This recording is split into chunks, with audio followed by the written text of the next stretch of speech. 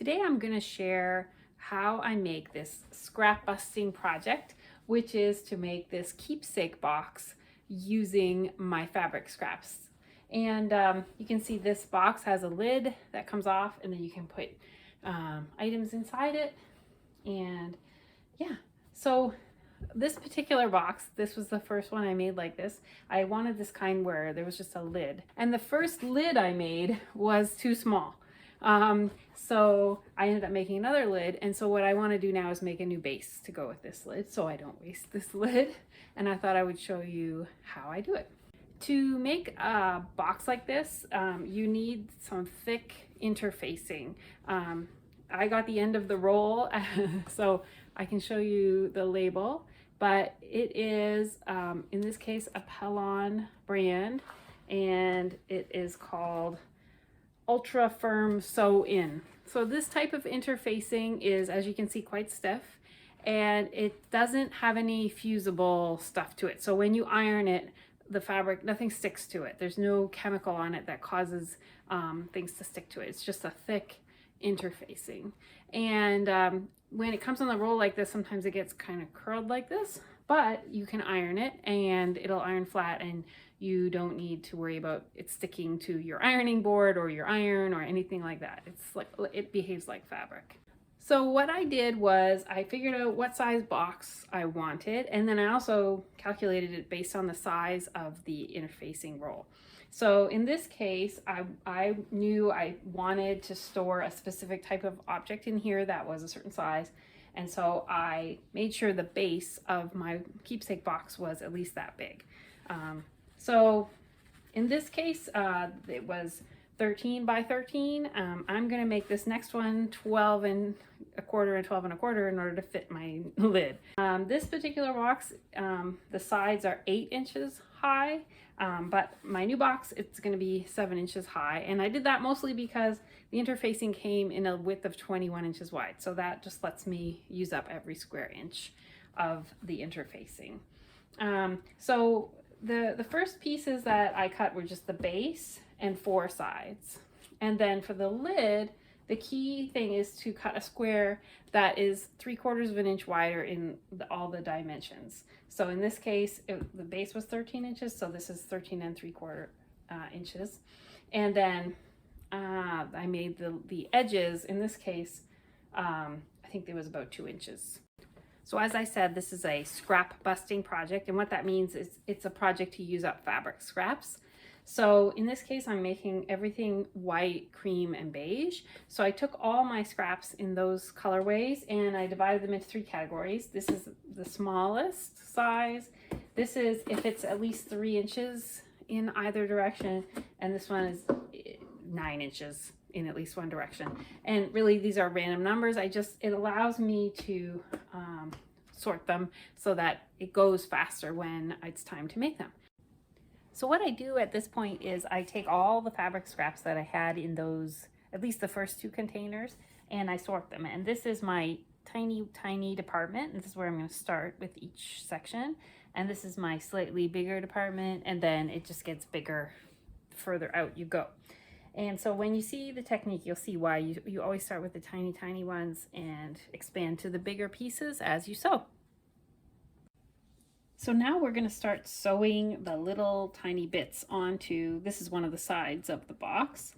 And as I said, I always start with my very tiniest scraps first. So the easiest option is to take 2 that are squares or rectangles and put them pretty side together. Ooh, which side is the pretty side of this one? I think this one.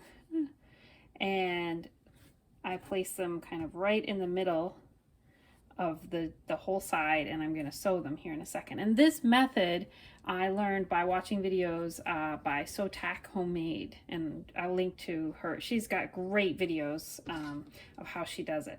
But another option, you don't have to start with squares and rectangles. You could start with a triangle, like 2 triangles. If you have 2 triangles like this that you're trying to use up, you know, you could lay them pretty side to each other and sew them like zoop, like that too. So let's start with a triangle actually, because that's kind of more exciting. And I don't usually pin it, but if you like pinning it, the thing about this particular project is nothing exact about it. So you don't need to worry too much about getting it just perfect ever, which is my favorite kind of project. So you can see I'm just gonna do a 1/4 inch seam.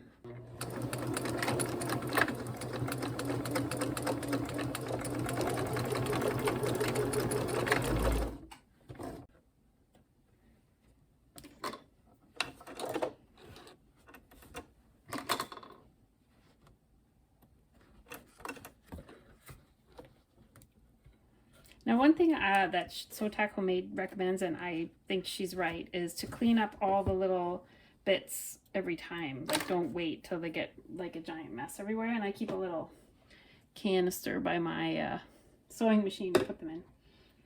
Old coffee can. So at this point, for this triangle, what you can see is I don't have to iron it in place. Instead, I'm just going to start sewing it, and I can sew it any way I want. I could sew it, in this case, I'm just going to sew it in line with the triangle.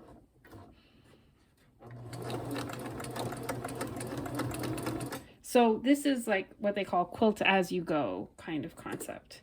So now in the case of Sew Tack Homemade, every time she does a seam, she stops and snips it off like that. And I think that is a very clean way of doing it and ensures that everything is very nice, but it gets very tedious and you use a lot of thread with all these little seams. So something that I have a tendency to do, I'll show you, is I will do 1 row and then I'll just turn it a little bit. This is kind of cheating, I think. I know that little piece is going to get covered up, so I just do like that, and then I can get kind of 2 rows out of it. And 1 more row.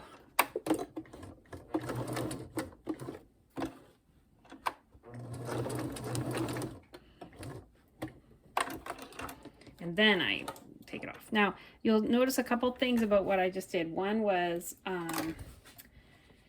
I didn't worry too much about backstitching the quilting part, and I didn't worry too much about that this was an even square. It's sort of a messy looking thing right now, because I'm gonna cover this up with other pieces. Now I could come in here and snip it off, but I'm not too worried about it, especially yeah, I'm not worried about it. So at this point, the next thing I need is something that is the width. If I view this, don't worry about these 2 triangles. I want something that is about that wide. So this little guy, he's about that wide. Great. Okay, so I'm gonna go ahead and sew him down.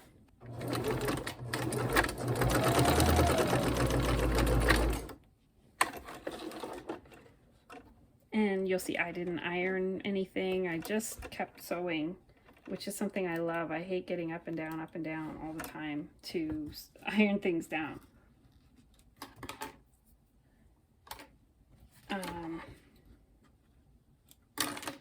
So all I would do at this point is open it up like that and then do the quilt as you go part.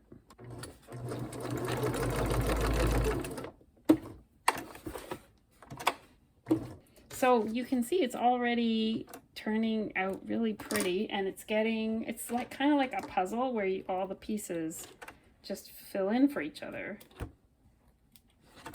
And it's a fun project because I'm just going over to my little blanket of scraps and just finding things that are approximately the right width and sewing them down, and it gets bigger and bigger and bigger. Really, the only thing that makes you decide is the size of the scrap, but also you want some contrast. Like in this case, I'm doing everything in creams and whites and beiges, but I do want some interest. So I noticed it was looking kind of blah, so I added this darker piece here. So you can see this little triangle was our start, and then it's slowly we're adding and building out from there. And when it gets full from top to bottom, then I'll just keep going in this direction and that direction. One thing I like about this particular project is you can use different kinds of fabric in the same piece. Like this is a thicker upholstery fabric that's different than a lot of the quilting cottons that I've been using, but it works fine. It just means I have to really pull it tight when I'm going to do the quilting part so that it lies flat because I'm not ironing it.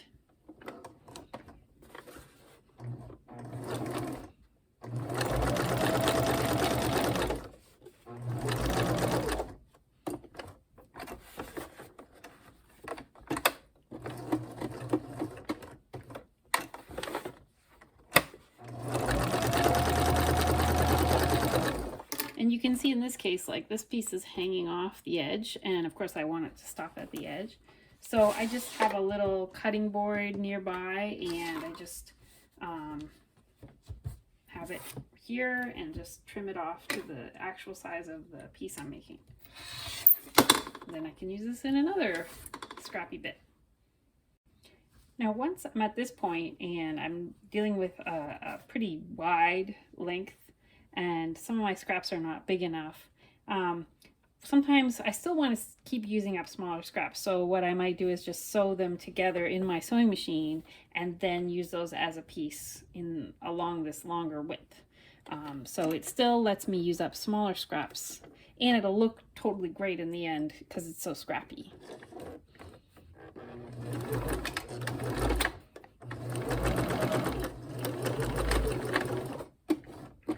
So then I can still just lay it down. Which way do I want to do it?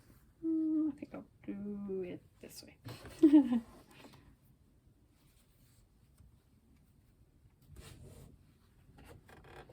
And I just, when I sew it, I can sew the seam flat. So this is the first side completed, and I like looking at the back too. Ooh, although it has little fuzzies on it. Anyway, it looks kind of fun. And the front.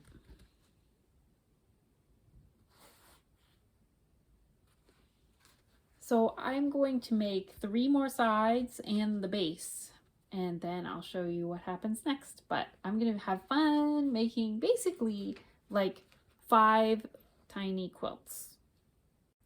I finished making the components of the base now. For example, here's one. There's 4 of these. And the next stage is I actually figure out what to put on the backs. And you know, this has already been quilted, but so in fact you could make this the back. But what I like to do is I like to take upholstery samples and other scraps that I have and make it the back. So just to give you an idea, here's the base that I already made, and you can see along the sides here I have put upholstery samples. And what I do, aren't they beautiful? What I do is I pick out the ones that I want, and then I actually hand quilt them, and I don't go all the way through, or you would see the stitching. So I hand quilt just going part of the way through the interfacing. Now, as you know, my philosophy is I'm trying to use up scraps as much as possible. And so, and in this case, I want to have something where the 4 sides kind of make sense together. I don't want kind of total randomness, although you could, because the bottom is pretty random. But with a storage box like this, what I'm trying to do is I'm trying to come up with something that works for the 4 sides that is somewhat cohesive. And then I want something for the underneath of the lid as well. And part of my philosophy is that I'm going to try to find pieces, scraps that are about as big as the panels, so that I create fewer scraps. So for example, you can see in this example of this previous lid, this particular piece was almost big enough, but it wasn't quite big enough. So I actually ended up adding a very nice border along the edge. And then you can see in this example, similar situation. It was almost big enough, and I added a little border to make it big enough. In these panel pieces, you can see it really well at this example. This was almost wide enough, but it wasn't quite wide enough, so I added these solid pieces on the side to make them big enough. So I was looking through, auditioning a bunch of fabric choices, and this is what I've decided for this particular piece. Let's start with the 4 side panels.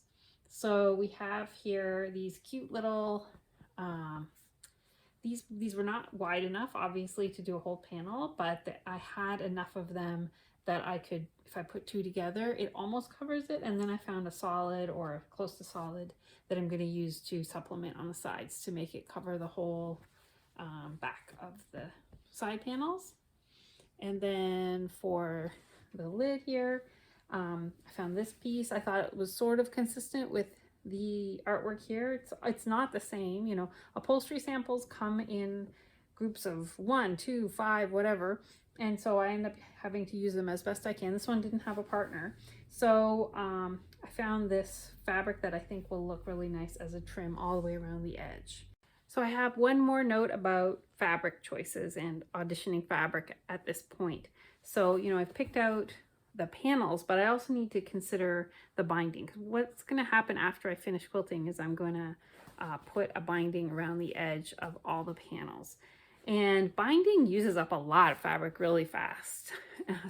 And I like, for this one, I like to use actual quilting cotton so that you get a nice crisp binding. Whereas I do use lots of other random fabrics for the rest of the project. This one I try to use quilting cotton. And you know, this is the lid that I'm trying to match, and the binding I'm using here is a cream colored binding. So I don't have that cream, much of that cream left, definitely not enough to bind all of these panels, but I found this little bunch of creamy with white petals, and there's quite a bit of it, so that I will use as the binding. So you can see I've sewn together the back panel here now, and here's the piece it's going to go on, and I center it like that so it's about equal on both sides. Spread it out. Looks so nice. And I'm just going to pin it in place.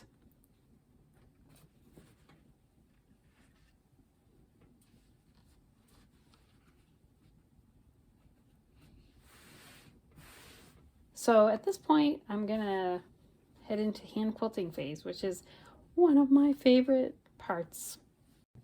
Next, I'm going to show how I adapt hand quilting to what to do when you have this stiff interfacing, and I'm also not going all the way through. So I'm just going to do 1 stitch at a time, unlike normal hand quilting. And I'm really just trying to pick up a little bit of the interfacing underneath. So you can see with this thumb, I'm pushing it down to make it easier for the needle to come out, making like a little bump each time with my thumb, and I'm like folding the excess in my hand so it's easier to grip. So it's just like that. So it's slower than normal hand quilting because I'm only doing 1 stitch at a time, but it goes pretty fast because I love hand quilting. And the key thing is to be kind of aggressive with your panel, and don't worry about bending it and squishing it and gripping it and doing whatever you need to do in order to make it easier to pick up that stitch. But to be clear, that is not going through to the other side. That's just picking up a little bit of the interfacing. Now at this point I was going along a seam, so I didn't need to put anything to remind me of where to stitch, but the tool that I use is washi tape rather than drawing on it. I don't trust those markers to disappear, so I just measure out you know, the amount that I want. Let's say it's every 3 inches or every 4 inches or whatever. Like, I'm not sure what I'm gonna do here. Let's do once an inch. So this particular one is on the seam. So what I'm gonna do is I'm gonna just stick the washi tape along the edge there, snip it off, and then I'm gonna stitch along there.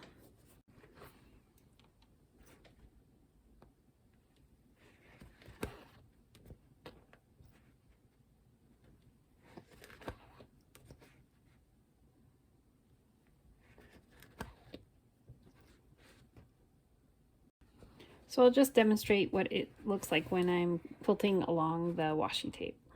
Oops, can't forget my thimble.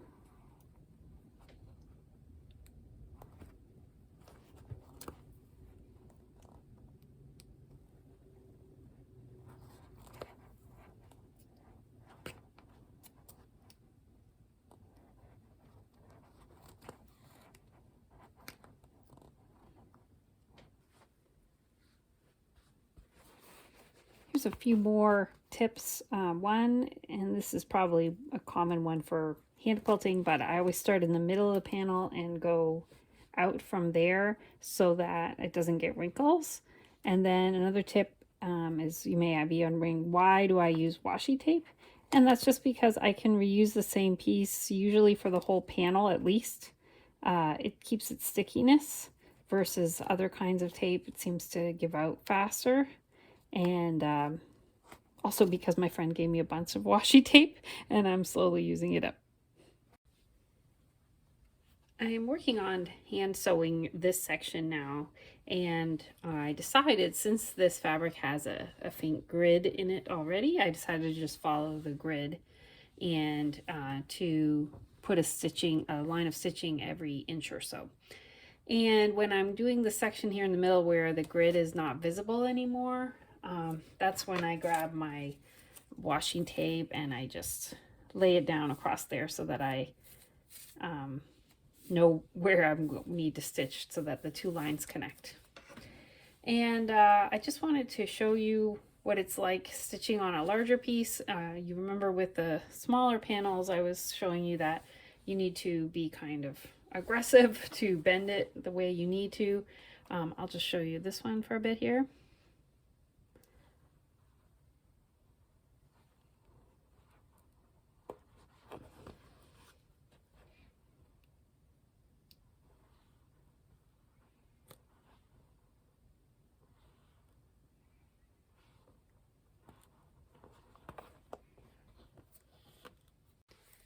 Okay, so I just want to show you where I'm at this point.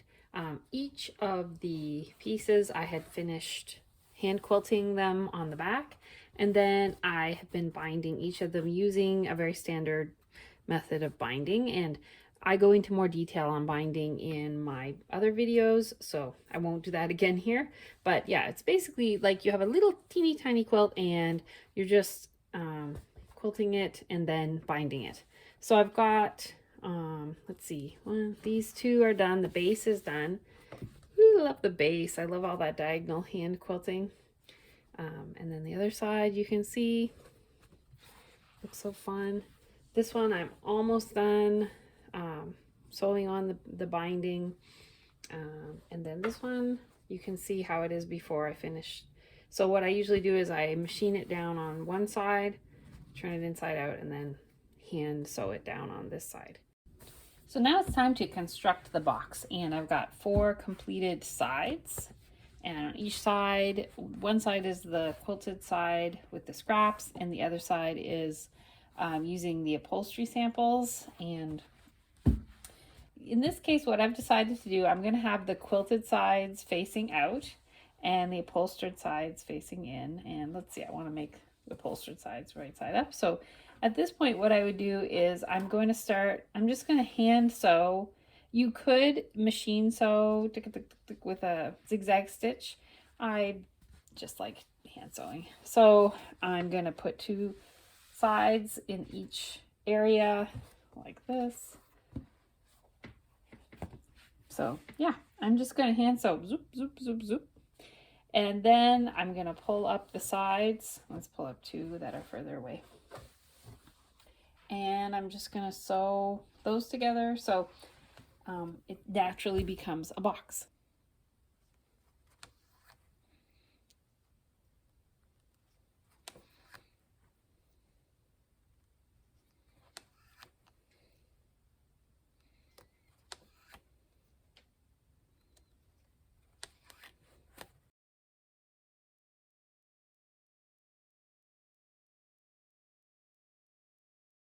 Well, great news. I've sewn together the bottom and the sides, and I now have my box, and my lid So I had already made this lid. You might remember I said this earlier in the video.